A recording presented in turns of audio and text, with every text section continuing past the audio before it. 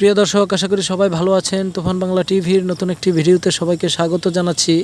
আজ আপনাদের সুন্দর একটি স্থাপনা দেখাতে চলেছি, যে স্থাপনার রয়েছে বিশেষ গুরুত্ব এবং তাৎপর্য। সেই স্থাপনাটি কিসের এবং কেন এখানে তৈরি করা হয়েছে, এর বিশেষত্বই বা কী, তা আপনাদের সংক্ষেপে আজকে জানাবো। আর এই স্থাপনাটি দেখে হয়তো অনেকে চিনেও যেতে পারেন যে আসলে এটা কী এবং কেন। যারা চিনে যাবেন তারা চাইলে ভিডিও স্কিপ করতে পারেন, আর যারা জানার জন্য আগ্রহী তারা অবশ্যই ভিডিওটি দেখবেন লাস্ট পর্যন্ত। খুবই ছোট একটি ভিডিও আর তথ্যবহুল ভিডিও আমি দেওয়ার চেষ্টা করছি আর কি এটি।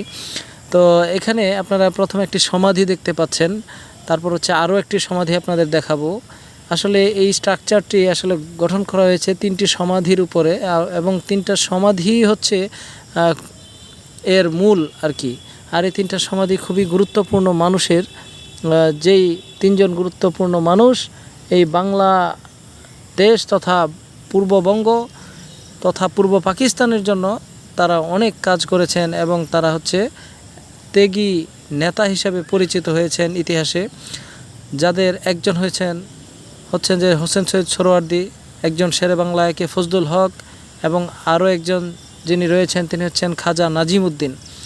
আসলে এই 3 জনের সমাধি এখানে রয়েছে, এবং এই সমাধির উপরেই এত সুন্দর একটি স্ট্রাকচার তৈরি করে দেওয়া হয়েছে।